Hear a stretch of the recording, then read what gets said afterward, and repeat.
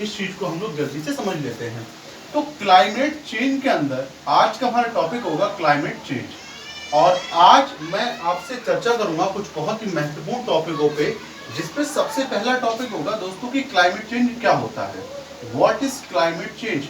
मैं आपसे यहाँ बात करूंगा क्लाइमेट चेंज हम लोग किससे कहते हैं। दूसरा हमारी आपसे बात होगी कि रीजन ऑफ क्लाइमेट चेंज, कि कारण क्या है इस क्लाइमेट चेंज के पीछे, रीजन ऑफ क्लाइमेट चेंज। तीसरा जो हम लोग पढ़ेंगे वह पढ़ेंगे दोस्तों evidence of climate change, evidence of climate change. और चौथा मैं आपसे जिस मुद्दे पे बात करूंगा यह होगा ग्रीन हाउस। चलो ग्रीन हाउस गैस से पहले हम लोग पढ़ लेते हैं ग्लोबल वार्मिंग। तो आज हम लोग कुल मिला के इतने टॉपिकों पे बात करेंगे, ठीक है। और यहाँ पे एक टॉपिक हम लोग और भी देख लेंगे, वो ये होगा इफेक्ट ऑफ ग्लोबल वार्मिंग। तो इतने टॉपिक है जिन पे हम आपसे बात करेंगे। पहला टॉपिक होगा यहाँ पे हमारा क्लाइमेट चेंज, दूसरा होगा रीजन ऑफ क्लाइमेट चेंज, तीसरा होगा एविडेंस ऑफ क्लाइमेट चेंज, चौथा होगा ग्लोबल वार्मिंग, पांचवा होगा इफेक्ट ऑफ ग्लोबल वार्मिंग। एक बात मैं आपको और बता दूं, टेंशन लेने की बिल्कुल भी कोई नीड नहीं है।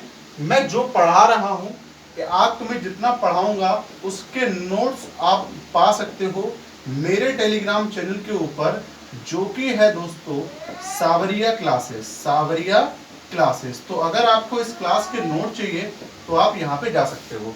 तो चलो मैं एक बार हिंदी में बता देता हूँ। क्लाइमेट चेंज को हिंदी में कहते हैं जलवायु परिवर्तन। रीजन ऑफ क्लाइमेट चेंज यानी जलवायु परिवर्तन होने के पीछे कारक, एविडेंस ऑफ क्लाइमेट चेंज यानी कि जलवायु परिवर्तन के एविडेंसेस, ग्लोबल वार्मिंग, फिर होगा इफेक्ट ऑफ ग्लोबल वार्मिंग, ठीक है। तो सबसे पहले हम लोग टॉपिक अपना पकड़ते हैं, ये है हमारा क्लाइमेट चेंज, ठीक है। सबसे पहला टॉपिक हम लोग आज क्या कवर करेंगे, यह होगा अपना क्लाइमेट चेंज। तो मैं आपको ये समझाने की कोशिश करूंगा कि क्लाइमेट चेंज किससे कहते हैं। अच्छा, क्लाइमेट चेंज को समझने से पहले आप यहाँ पे एक सबसे और रूबरू हो लीजिए, ये है क्लाइमेट, ठीक है। देखो क्लाइमेट हम लोग किससे कहते हैं, क्लाइमेट और दोस्तों वेदर, वेदर और दूसरा होता है क्लाइमेट। ये ऐसी टर्म होती हैं जो आपको सेम लगती हैं, ठीक है, क्लाइमेट या फिर वेदर।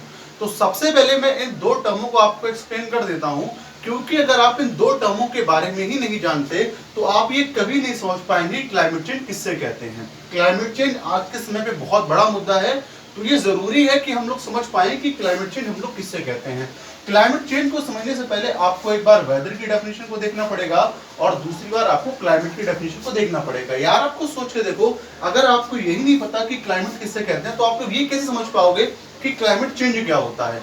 तो अगर आपको क्लाइमेट को समझना है तो बहुत जरूरी है कि अगर आपको क्लाइमेट चेंज को समझना है तो ये बहुत जरूरी है कि आपको एटलीस्ट क्लाइमेट की डेफिनेशन पता हो।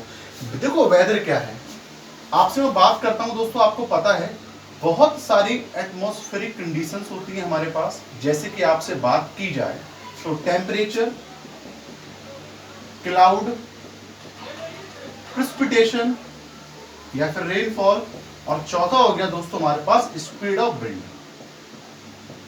हमारे पास दोस्तों ये क्या होती हैं, कुछ एटमॉस्फेरिक कंडीशंस होती हैं। एटमॉस्फेरिक कंडीशन में सबसे पहला तापमान, फिर आपके बादल, फिर आपकी बरसात, फिर आपकी हवाओं की गति, ठीक है।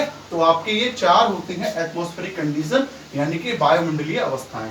तो यहाँ पे आपकी चार वायुमंडलीय अवस्थाएं होती हैं, temperature, cloud, precipitation, speed of wind. अगर हम इन चारों वायुमंडलीय अवस्थाओं का अध्ययन करें, क्या करें, अध्ययन करें, ठीक है, day to day, day to day, तो ये कहलाता है दोस्तों आपका वेदर। क्या कहलाता है ये आपका वेदर। मैंने आपसे क्या कहा, कुछ एटमॉस्फेरिक कंडीशंस होती हैं हमारे पास, जैसे कि temperature, cloud, precipitation, speed of wind, ठीक है। और भी कई होती हैं लेकिन मेन रूप से ये चार ही होती हैं। अगर इनकी हम लोग स्टडी करें डे टू डे स्टडी करें तो इसे हम बोलेंगे वेदर। आप लोगों ने सुना भी होगा टीवी पे, जब दोस्तों फोरकास्ट किया जाता है वेदर का तो उसमें बताया जाता है कि आज फला जगह का ये टेम्परेचर रहेगा, कि आज फला जगह जो है क्लाउड ऐसा रहेगा, प्रेसिपिटेशन बरसात वहां इतने होने के चांसेस हैं, हवाओं की गति ये होगी। तो ये आपने सुना होगा, इसे हम कहते हैं वेदर। लेकिन वहीं पे अगर मैं आपसे बात करूं क्लाइमेट क्या है, क्लाइमेट क्या है, अगर हम लोग इन चारों एटमॉस्फेरिक कंडीशन की स्टडी करें लेकिन एक लॉन्ग टर्म के लिए, यहाँ पर वेदर में कैसे स्टडी करते हैं हम, चारों एटमॉस्फेरिक कंडीशंस के शॉर्ट टर्म के लिए, शॉर्ट टर्म यानी कि 1 डे के लिए, ओनली 1 डे यानी कि सिर्फ एक दिन के लिए।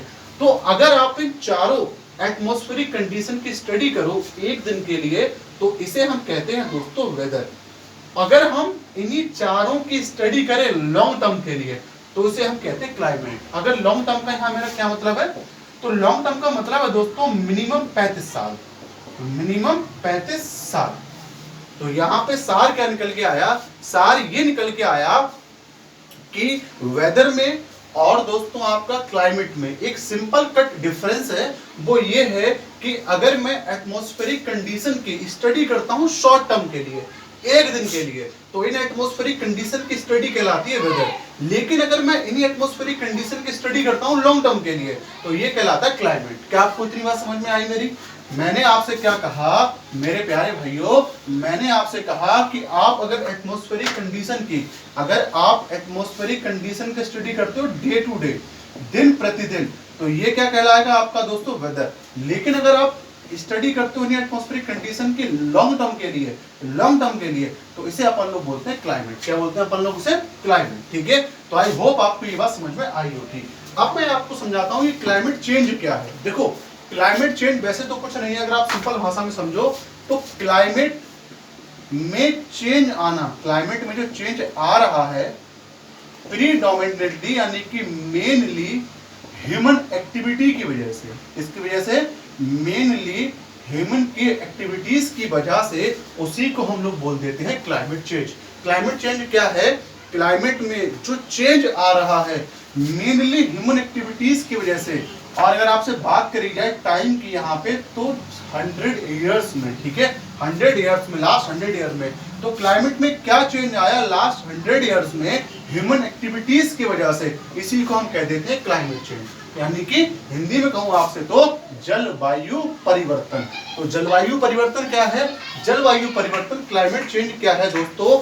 हम लोग जब ये स्टडी करते हैं कि क्लाइमेट कितना बदला 100 साल में ह्यूमन की एक्टिविटीज की वजह से, तो ह्यूमन की एक्टिविटीज की वजह से क्लाइमेट में कितना चेंज आया 100 सालों में, इसी को हम कहते हैं क्लाइमेट चेंज। अब ये जो क्लाइमेट चेंज है ना, ये हमारे को बहुत ही ज्यादा डिजास्टरस है, बहुत ज्यादा हमारे ऊपर बैड इफेक्ट डालता है, बहुत ज्यादा निगेटिव इंपैक्ट डालता है हमारे ऊपर। ठीक है, अब निगेटिव इंपैक्ट देखो क्या है दोस्तों, निगेटिव इंपैक्ट ये इस वजह से डालता है क्योंकि इसकी वजह से बहुत सारी प्रॉब्लम हमारे सामने खड़ी होती हैं। प्रॉब्लम के बारे में मैं आपसे आगे चर्चा करूंगा। जैसे कि आपसे बात की जाए दोस्तों, तो प्रॉब्लम में हमारे अर्थ का टेम्परेचर बढ़ जाना। आपको पता है कि अगर अर्थ का टेम्परेचर बढ़ेगा तो जो समुद्र का जो दोस्तों पानी है उसका लेवल राइज करेगा। ठीक है, इसकी वजह से दोस्तों क्या होगा, आसपास का जो एरिया है वहां दोस्तों फ्लड आने के चांसेस रहेंगे। दूसरा क्या है दोस्तों, बहुत सारी समस्याएं हैं। दूसरा मैं आपसे बात करूं तो आइस, जो हमारी ग्लेशियर्स है उनका मेल्ट होना, आइस शीट का मेल्ट होना, ठीक है, और भी कई सारी समस्याएं उत्पन्न होती है क्लाइमेट चेंज की वजह से। तो क्लाइमेट चेंज आई होप आपको समझ में आया होगा। जलवायु परिवर्तन जो कि 100 सालों में, जलवायु में जो परिवर्तन हो रहा है 100 सालों में ह्यूमन एक्टिविटी की वजह से, उसे हम कह देते हैं दोस्तों क्लाइमेट चेंज। ठीक है, क्या कह देते हैं? Climate change. ठीक है, तो क्लाइमेट चेंज आपको समझ में आया क्या है। अब मैं आपसे जो अगली बात करूंगा वह बात करूंगा एविडेंसेस ऑफ क्लाइमेट चेंज। हमारे पास इस एविडेंसेस है क्या क्लाइमेट। देखो एक चीज और समझ लो आप लोग, क्लाइमेट चेंज ना जो है ना दोस्तों, वो एक नॉर्मल प्रक्रिया है, नेचुरल है, वो होता रहता है। लेकिन हम लोगों ने क्या किया है, हमारी जो एक्टिविटीज हैं, चाहे आपको डिफॉरेस्टेशन की मान लो, पेड़ काटने की मान लो, फर्टिलाइजर, हमारा एग्रीकल्चर मान लो, ठीक है, उन्होंने क्या किया है, इसको बहुत ज्यादा दोस्तों इंटेंसिफाई कर दिया। इसकी जो तीव्रता है वह बहुत ज्यादा बढ़ा दी है, यानी कि जो उसकी स्पीड है वह बहुत ज्यादा बढ़ा दी है। देखो मैंने आपसे क्या बोला, जो क्लाइमेट चेंज है ना, ये कुछ नया नहीं है, ये पहले भी होता था और ये होता आ रहा है। लेकिन हमारी ह्यूमन एक्टिविटीज की वजह से हुआ क्या है कि इस क्लाइमेट चेंज की जो स्पीड है वह बढ़ गई है और जो स्पीड बढ़ी है सॉरी, और जो स्पीड बढ़ी है ये दोस्तों चिंता का कारण है। समझ रहे हो क्योंकि इसकी वजह से हो क्या रहा है, इसकी वजह से देखो हो क्या रहा है, बहुत सारी जगह ऐसी हैं जहां का टेम्परेचर बढ़ रहा है, यानी कि पूरी जो वेदर कंडीशंस है वह शिफ्ट कर जा रही हैं। कहीं पर टेम्परेचर बहुत ज्यादा बढ़ जाता है, कहीं पर टेम्परेचर बहुत ज्यादा कम हो जाता है। कहीं पर दोस्तों आपके बरसात बहुत हो रही है, लेकिन कहीं पर बरसात हो ही नहीं रही है। कहीं पर 24 घंटे क्लाउड रहते हैं, लेकिन कहीं पर 24 घंटे में से 1 मिनट नहीं क्लाउड रहता है। तो इस तरीके से वेदर पैटर्न में पूरा शिफ्ट कर रहा है, और वेदर पैटर्न अगर शिफ्ट करेगा तो वहां की जो प्रैक्टिसेस है उन्हें दोस्तों शिफ्ट करना पड़ेगा, और उन्हें शिफ्ट करने में बहुत लंबा समय लगेगा, ठीक है। और इस लंबे समय की वजह से उन्हें बहुत बड़ी दिक्कत फेस करनी पड़ेगी। तो यहाँ पे आई होप आपको ये समझ में आया होगा कि क्लाइमेट चेंज देखो क्या है। तो क्लाइमेट चेंज का आप एक चीज ये क्लियर समझ लो, इसके होने के पीछे सिर्फ हम ही लोग रिस्पॉन्सिबल नहीं है, ह्यूमन एक्टिविटीज रिस्पॉन्सिबल नहीं है, इसको होने के पीछे कोई नेचुरल कारक भी है, प्राकृतिक कारक भी है, जैसे प्लेट टेक्टोनिक्स है, जैसे आपकी प्लेट टेक्टोनिक्स है आपकी। और आपकी बात की जाए तो आपकी दोस्तों सन स्पॉटिंग है, ठीक है, और भी कई सारी प्लेट टेक्टोनिक्स है, ठीक है। और आपसे मैं बात करूं तो आपकी सी फ्लोर स्प्रेडिंग है। तो ये कई सारे यार देखो नेचुरल कारक भी हैं, लेकिन ये जितने नेचुरल कारक है ना, ये इतनी फास्ट से स्पीड नहीं बढ़ाते हैं, ठीक है। इस क्लाइमेट को जो चेंज होता है भाई इतना फास्ट चेंज नहीं होता है, लेकिन जब इसमें ह्यूमन कारक जुड़ जाते हैं तो ये जो क्लाइमेट है ये बहुत जल्दी चेंज होता है, और यही हमारे सामने एक चिंता की बात है। तो चलो अगला मैं जो आपसे बात करूंगा वो ये करूंगा कि हमारे पास क्लाइमेट चेंज के एविडेंसेस क्या क्या हैं, ऐसे क्या क्या एविडेंसेस हैं जिससे हम ये बता सकते हैं कि हाँ भैया क्लाइमेट चेंज हो रहा है, ठीक है। हम इससे क्या बता सकते हैं कि हाँ भैया क्लाइमेट में परिवर्तन हो रहा है। तो चलो मैं आपसे बात करता हूँ अब एविडेंसेस की, कि हमारे पास क्या क्या एविडेंसेस हैं क्लाइमेट चेंज को लेके, ठीक है। तो देखो क्लाइमेट, 1 मिनट जरा मुझे दीजिएगा आप लोग। अब हम लोग बात करते हैं यार, देखो एविडेंसेस ऑफ क्लाइमेट चेंज, क्या हमारे पास एविडेंसेस है, क्या सबूत है क्लाइमेट चेंज यानी कि जलवायु परिवर्तन के। देखो सबसे पहले हमारे पास यार क्या प्रूफ है, अब वो ये है कि अगर हम लोग लगा लें दोस्तों 19th सेंचुरी के बारे में, ठीक है, 19th सेंचुरी, तो 19th सेंचुरी में, 18th सेंचुरी में, इन सेंचुरी में ये देखा गया कि एक एक सेंचुरी में जो सी का लेवल राइज कर रहा है, सी का लेवल राइज कर रहा है, ठीक है, वह आपका राइज कर रहा है दोस्तों 17 सेंटीमीटर, 17 सेंटीमीटर जो है वह लेवल राइज कर रहा है सी का, ठीक है। लेकिन अभी जो है हमने क्या देखा, कुछ समय से लगभग अगर बात की जाए तो 3 से 4 डिकेड से अब जो दोस्तों हमारा जो सी का लेवल राइज कर रहा है वो 1 डिकेड में इतना राइज कर जा रहा है, समझ रहे हो, 1 डिकेड में, यानी कि 10 साल में इतना राइज कर जा रहा है जितना कि यहाँ पे 100 साल में राइज किया है। बात समझ में आ रही है, 100 साल में इतना राइज किया है ना, उतना अब हम लोग मात्र 10 साल में राइज करा दे रहे हैं सी के टेम्परेचर के लिए, ठीक है, सी का जो वाटर लेवल है उसको। तो पहला प्रूफ तो हमारे सामने ये हो गया। अच्छा दूसरा प्रूफ क्या है, हम लोग देख रहे हैं ना कि बहुत स्पीड से जो आइस है ना दोस्तों वो मेल्ट कर रही है, अब कहाँ की, अंटार्कटिका की, यानी कि जो इंडिया की जो नीचे वाला पार्ट है वहां की। और दूसरा कहाँ ये दोस्तों, दूसरा है ग्रीनलैंड, हमारे इंडिया के सर के ऊपर जो पोर्शन है ग्रीनलैंड वहां की, और अंटार्कटिका जो हमारे भारत के नीचे है तो वहां की, वहां पे दोस्तों जो आइस है, जो आपकी बर्फ है जो कि जमी हुई है, ये अब बहुत ही स्पीड से मेल्ट कर रही है, बहुत ही स्पीड से। तो इसका अर्थ ये हुआ कि ऐसा किस वजह से हो रहा है, ऐसा दोस्तों हो रहा है क्लाइमेट चेंज की वजह से। अब यहाँ पे एक बात तुम्हें और बता दूं, कभी भी ये भविष्य में गलती मत करना कि क्लाइमेट चेंज को तुम ग्लोबल वार्मिंग समझ लो, ठीक है, कभी भविष्य में ये गलती नहीं करोगे, ठीक है। ग्लोबल वार्मिंग अलग चीज है, क्लाइमेट अलग चीज है। या फिर अगर आपने कोरिलेट करना चाहते हो तो आप ऐसे समझ सकते हो कि क्लाइमेट चेंज एक एस्पेक्ट है, ठीक है, क्लाइमेट चेंज क्या है, सॉरी ग्लोबल वार्मिंग एक एस्पेक्ट है क्लाइमेट चेंज का। क्लाइमेट चेंज में हम लोगों ने क्या क्या देखा, टेम्परेचर क्लाइमेट चेंज जुड़ा हुआ है, रेनफॉल क्लाइमेट चेंज जुड़ा हुआ है, क्लाउड क्लाइमेट चेंज जुड़ा हुआ है, विंड क्लाइमेट चेंज जुड़ा हुआ है। तो अगर इन चारों फैक्टर में अगर एक फैक्टर जो कि टेम्परेचर है अगर ये बढ़ जाता है तो उसे हम बोलते हैं ग्लोबल वार्मिंग। तो इसका मतलब हो गया कि ग्लोबल वार्मिंग एक एस्पेक्ट है क्लाइमेट चेंज का। समझ में आता आप लोग, ग्लोबल वार्मिंग क्या है, एक एस्पेक्ट है क्लाइमेट चेंज का, क्योंकि जो आपका क्लाइमेट चेंज है उसमें आपका ये भी बढ़ सकता है या घट सकता है, रेन भी बढ़ सकती है घट सकती है, क्लाउड भी बढ़ सकता है घट सकता है, विंड भी बढ़ सकती है और घट सकती है। लेकिन यहाँ पे क्या है, ग्लोबल वार्मिंग में सिर्फ एक फैक्टर आपका बढ़ता है, वह है आपका दोस्तों ग्लोबल वार्मिंग, ठीक है।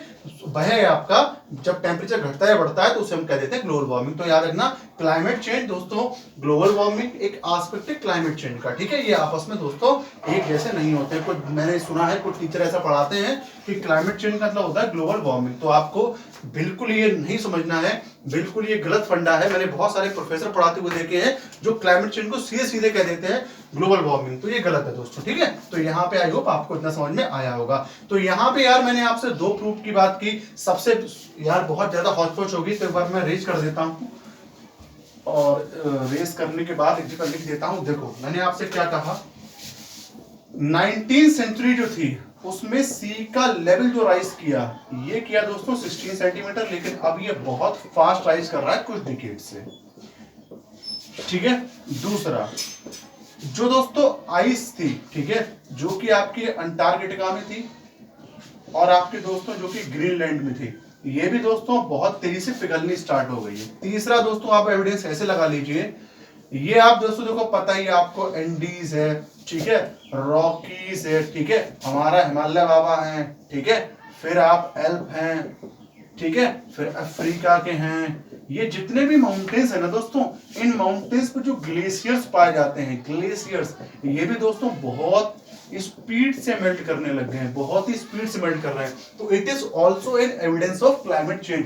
तो यहाँ पे हमने 3 एविडेंसेस की बात की जो कि क्लाइमेट चेंज को सिंपली दिखाते हैं, ठीक है, कि क्लाइमेट चेंज जो है वो हो रहा है। बाकी यार एविडेंस तो बहुत सारे हैं, हम लोग किसी भी एविडेंस पर बात कर सकते हैं, लेकिन यहाँ पे जो 3 मेन एविडेंस हैं ये मैंने आपको बताए, ये ऐसे एविडेंसेस हैं जो क्लियरली ये हमारे लिए दिखाते हैं कि क्लाइमेट जो है बहुत ही स्पीड से चेंज कर रहा है। पिछले 100 सालों से क्लाइमेट बहुत स्पीड से चेंज कर रहा है, अगर हम पिछली कुछ सेंचुरीज के रिस्पेक्ट में अगर इसे कंपेयर करें, ठीक है। तो ये हो गया दोस्तों कंपेयर, ये हमने देख लिया एविडेंस ऑफ क्लाइमेट चेंज।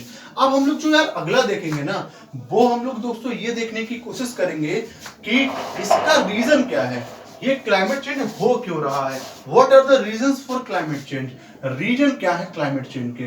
तो रीजन ऑफ क्लाइमेट चेंज हम लोग ये देखने की कोशिश करेंगे, ठीक है।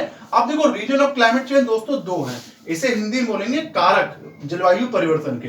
तो यहाँ पे 2 कारक हैं दोस्तों जलवायु परिवर्तन के। पहला कारक तो है यार देखो नेचुरल, ठीक है, और दूसरा है दोस्तों हमारा जिसे हम लोग कह सकते हैं जो कि है ह्यूमन एक्टिविटीज की वजह से। किसकी वजह से है? ह्यूमन एक्टिविटीज की वजह से। अब जो नेचुरल है उसे तो अपन लोग कंट्रोल कर नहीं सकते, तो इसके बारे में तुम लोग बात करेंगे नहीं। ह्यूमन एक्टिविटीज की वजह से इस क्लाइमेट चेंज को कैसे दोस्तों उछाल मिल रही, कैसे इंक्रीजमेंट मिल रहा है, हम इस बात को समझेंगे, ठीक है। तो देखो सबसे पहले अगर मैं आपसे बात करूं कि ऐसी कौन सी ह्यूमन एक्टिविटी है जो इस क्लाइमेट चेंज को दोस्तों क्लाइमेट को बहुत तेजी से चेंज करवा रही है, वो है पहली है दोस्तों हमारे पास डिफॉरेस्टेशन या फिर कटिंग ऑफ फॉरेस्ट, पेड़ों का काटना, कटिंग ऑफ फॉरेस्ट, ठीक है। ये क्या है देखो, आपको पता है कि हम लोग आज के टाइम के ऊपर पेड़ों को बहुत ही स्पीड से काट रहे हैं, ठीक है। पेड़ों क्या कर रहे हैं? बहुत ही स्पीड से काट रहे हैं। अब पेड़ों को अगर आप लोग बहुत ही स्पीड से काटोगे तो होगा क्या कि दोस्तों जो CO2 है उसका लेवल राइज करेगा। क्यों? देखो फॉर एग्जाम्पल इस दुनिया में 100 पेड़ हैं, ठीक है, और आप लोग ये जानते हो कि प्लांट्स के लिए रेस्पिरेशन के लिए CO2 की नीड होती है, ठीक है। रेस्पिरेशन के लिए क्या होती है? CO2 की नीड होती है। अब यहां मान लीजिए कि 100 पेड़ों के लिए 100 यूनिट CO2 की नीड है, 100 यूनिट CO2 की नीड है, ठीक है। और ये 100 की 100 यूनिट क्या करते हैं, ये 100 की 100 यूनिट CO2 जो है ये फॉरेस्ट क्या कर लेता है दोस्तों से इस्तेमाल कर लेता है, जिसकी वजह से होता क्या है कि ये CO2 हमारे एनवायरनमेंट में नहीं जा पाती है, जिसकी वजह से हमारे एनवायरनमेंट का क्या नहीं राइज करता है दोस्तों? टेम्परेचर, जो कि एक अच्छी बात है। अगर टेम्परेचर राइज करेगा तो दिक्कत होगी, ठीक है। लेकिन अब क्या है, हम लोग धड़ल्ले से पेड़ों को काट रहे हैं, तो यहाँ पे पेड़ रहेगा दोस्तों अब हमारे 60, तो कितनी नीड होगी CO2 को? ये पेड़ कितनी CO2 कंज्यूम करेंगे? मात्र 60 यूनिट CO2। कितनी रहेगी दोस्तों? 40 यूनिट CO2 रह गई। आई होप आपको यहां दिख नहीं रहा होगा, चलो मैं नीचे लिख देता हूं, एक बार मैं फिर से पूरा नीचे लिख देता हूं। देखो अब पेड़ रहेगा 60, तो CO2 भी दोस्तों कितनी कंज्यूम करी जाएगी? अब मात्र 60 यूनिट ऑफ CO2 कंज्यूम करी जाएगी। यहाँ पे कितनी यूनिट ऑफ CO2 रहेगी दोस्तों, जो कि वेस्ट हो गई, माने इनने यूज नहीं करा, ये होगी 40 CO2। अब ये जाएगी कहाँ, जब से ये कंज्यूम नहीं करेंगे प्लांट, तो ये जाएगी एटमोस्फेयर में। अब ये एटमोस्फेयर में जाएगी तो चूंकि ये है ग्रीन हाउस गैस, कैसी गैस है CO2, ग्रीन हाउस गैस है, इसलिए CO2 क्या करेगा दोस्तों, आपको पता होगा, छोटे क्लास में हमने पढ़ा होगा कि जितनी भी ग्रीन हाउस गैस होती हैं वो दोस्तों क्या करती है, हमारे जो एटमॉस्फेयर है उसका जो टेम्परेचर है उसे इंक्रीज करती हैं, ठीक है, क्या करती हैं, उसको इंक्रीज करती हैं, और एटमॉस्फेयर का जो टेम्परेचर इंक्रीज करती हैं, साथों साथ दोस्तों जो ट्रोपोस्फेयर होता है, छुमंडल जो होता है, उसका भी टेम्परेचर दोस्तों क्या करती है, ये इंक्रीज कर देती हैं। तो इसीलिए क्या होगा, अगर प्लांट्स को आप लोग काट देते हो, अब ये 60 से कल को रह जाए मान लो 40, तो दोस्तों यहाँ पर पेड़ जितना यूनिट इस्तेमाल करेंगे CO2 का 40 यूज करेंगे, अब कितना रह गया 60, तो पृथ्वी पे और ज्यादा गर्मी होगी। अगर आप मान लीजिए 20 पेड़ रह गए तो कितना यूज होगा, आप यूनिट 20 यूज होगा, तो कितना दोस्तों अब CO2 रह जाएगा, 80 CO2 रह जाएगा। तो ये दोस्तों और ज्यादा हमारे यहाँ पे टेम्परेचर को बढ़ाएगा, जो कि उतना ही ज्यादा गलत होगा। देखो यार, मैंने पूरी कोशिश की आपको ये समझाने की, एक बार जो है मैं आपको ये स्पीड से और समझा दे, आपको एक बार और अच्छे से और समझा देता हूं। देखो क्या इफेक्ट है, देखो यार क्या इफेक्ट पड़ेगा। देखो सिंपल समझने की कोशिश करो, सिंपल, बहुत सिंपल, बहुत ही सिंपल तरीके से। देखो जो CO2 है ना, उससे दोस्तों एब्जॉर्ब कर सकता है सिर्फ प्लांट, बहुत वैसे तो यार बहुत एब्जॉर्ब करते हैं, एल्गी हैं और हमारे जो सी के अंदर जो रहते हैं दोस्तों, ठीक है, जो सी के अंदर हमारे हर्बी, जो वो सी के अंदर जो हमारे फूड प्रिपेयरिंग एनिमल्स होते हैं छोटे छोटे, वो भी जैसे पॉलिप हो गया, ठीक है, तो वो भी दोस्तों इस CO2 का दोस्तों कंज्यूम करते हैं। तो यहाँ पे क्या होगा, CO2 का अगर टेस्टल पे देखा जाए तो टेस्टल पे कौन कंज्यूम कर रहा है, इसको प्लांट कंज्यूम कर रहा है, ठीक है। हम लोग क्या कर रहे हैं, इसके नंबर को लगातार घटा रहे हैं, प्लांटों के नंबर को लगातार घटा रहे हैं, तो यहाँ पे दोस्तों क्या होगा, CO2 का लेवल लगातार राइज करेगा। अरे राइज ही तो करेगा यार, क्योंकि अब तक आप मान लीजिए पहले 100 बैलेंस था, 100 ही पेड़ थे, 100 ही CO2 थी, लेकिन अब तुमने पेड़ कर दिए 60, तो यहाँ पे CO2 कितनी हो गई अब, अगर आपने पेड़ 60 कर दिए तो CO2 तो अभी 100 है ना, तो 60 तो ये ऐसे दे देगा, लेकिन 40 तो फ्री हो गई, ये फ्री होके जाएगी कहाँ, एटमॉस्फेयर में जाएगी, एटमॉस्फेयर में जाएगी तो क्या करेगी, टेम्परेचर को ही तो इंक्रीज करेगी, जो कि हमारे लिए बहुत ज्यादा घातक होगा। समझ रहे हो आप लोग मेरी बात, जो कि हमारे लिए क्या होगा, बहुत ज्यादा घातक होगा। तो सबसे पहला रीजन क्या है, हमेशा याद रखना, cutting of forest. Climate change किसकी वजह से हो रहा है, फॉरेस्ट को काटने की वजह से क्लाइमेट चेंज हो रहा है।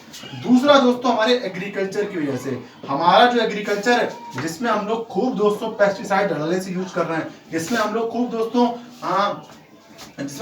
खूब जो है वो पेस्टिसाइड यूज कर रहे हैं, और खूब काफी तरीके के केमिकल्स होते हैं हम लोग उन्हें यूज कर रहे हैं, लाइक आपका फर्टिलाइजर्स, ठीक है। तो ये भी क्या कर रहे हैं, टेम्परेचर को बढ़ा रहे हैं, ठीक है। तीसरा क्या है दोस्तों, हमारे पास यहाँ पे हम लोग इंडस्ट्रियलाइजेशन कर रहे हैं, ठीक है। इंडस्ट्रियलाइजेशन के लिए हमें क्या है, लैंड चाहिए होती है, और अगर लैंड चाहिए तो हमारे को फॉरेस्ट काटने पड़ते हैं, फॉरेस्ट काटेंगे तो CO2 का लेवल बढ़ेगा, मैंने आपको अभी समझाया। अगला दोस्तों आपका अर्बनाइजेशन। आपको पता है आज टाइम पे हर एक बंदा, भारत की हर एक बंदा शहरों की तरफ भाग रहा है, क्योंकि शहरों के अंदर क्या है, इनकम अच्छी है। अब अगर आप शहरों के अंदर जाओगे, जब ज्यादा पॉपुलेशन होगी तो उसको रहने के लिए मकान भी तो चाहिए होगा, और मकान चाहिए होगा तो आसपास का एरिया साफ करेंगे, एरिया साफ करेंगे तो फॉरेस्ट कट होगा, फॉरेस्ट कट होगा तो फिर से क्या दिक्कत निकल के आएगी, वही दिक्कत निकल के आएगी, CO2 का जो लेवल है वह क्या करेगा दोस्तों, राइज करेगा, ठीक है। अगला है दोस्तों हमारा यहाँ पे, हमारा है अगला दोस्तों, अच्छा इसे इंडस्ट्रियलाइजेशन में जोड़ सकते हैं। जब हम लोग दोस्तों इंडस्ट्रियलाइजेशन करते हैं तो उससे एमिशन होता है दोस्तों CO2 का, ठीक है। और ये जो CO2 का एमिशन है, ये दोस्तों क्या करता है, हमारा जो अर्थ का जो टेम्परेचर है उसको दोस्तों बढ़ा देता है, ठीक है। और टेम्परेचर अगर बढ़ेगा तो आपको पता है दोस्तों, हम लोग ह्यूमन है, एक लिमिट तक तो हम टेम्परेचर को दोस्तों झेल सकते हैं, इसके ऊपर फिर दोस्तों हम लोग इस टेम्परेचर को फेस नहीं कर पाएंगे, और हम लोग तो यार तब भी फेस कर लेंगे, ठीक है, हम लोग तो तब भी फेस कर लेंगे, लेकिन जो सी के अंदर जो एनिमल रहते हैं ये दोस्तों नहीं फेस कर पाएंगे, ठीक है। क्योंकि जो हमारे सी के अंदर जो जानवर रहते हैं उन्हें हमारे एनवायरनमेंट में किया गया जो चेंज होता है वह उसे इतनी जल्दी जो है दोस्तों वह फेस नहीं कर पाते हैं। वो जो है एनवायरनमेंट में किए गए किसी भी चेंज को इतने अच्छे से दोस्तों टैकल नहीं कर पाते हैं जितने अच्छे से हम लोग जो टेरेस्ट्रियल लैंड पे रहते हैं वो कर लेते हैं, ठीक है। इसके पीछे एक रीजन होता है दोस्तों, स्पेसिफिक है, ठीक है। ये अगर मैं आपको बताने लग गया तो ये लेक्चर बहुत लंबा खिंच जाएगा, ये आपको आशीष सर पढ़ाएंगे, ठीक है। आशीष आपको फिजिक्स में आपको ज्योग्राफी में बताएंगे ये चीज कि हम लोग जो है वो क्यों एनवायरनमेंट में किए गए चेंज को दोस्तों बहुत जल्दी से अडॉप्ट कर लेते हैं, और वो एनिमल जो सी के अंदर रहते हैं वो दोस्तों हमारे एनवायरनमेंट में किए गए चेंज को जल्दी एब्जॉर्ब नहीं कर पाते हैं। आपको मैंने पढ़ाया भी था अभी कुछ दिन पहले कि कोरल रीफ जो थे उनकी डेथ हो गई थी दोस्तों ऑस्ट्रेलिया में, ठीक है। ऑस्ट्रेलिया की जो ग्रेट बैरियर रीफ है वहां पे बहुत संख्या में कोरल रीफ की डेथ हुई थी। तो सीधी सी बात है यार, देखो क्यों डेथ हुई थी, क्योंकि वहां पे एक साथ टेम्परेचर बहुत बढ़ गया, टेम्परेचर बढ़ गया तो उनकी डेथ हो गई। अगर हमारे अर्थ पे 3 दिन टेम्परेचर बढ़ता तो अपन लोग इसे एब्जॉर्ब कर लेते बहुत हद तक, इसको हम लोग बहुत जल्दी दोस्तों क्या करते टैकल कर लेते, ठीक है। लेकिन क्योंकि सी का क्या होता है दोस्तों कि वहां की जो स्पेसिफिक हीट होती है वो काफी ज्यादा होती है, स्पेसिफिक हीट काफी ज्यादा होने की वजह से इसे शायद हिंदी में कहते हैं उष्माधारता, ठीक है। 100% यही कहते हैं, उष्माधारता कहते हैं हम लोग उसे।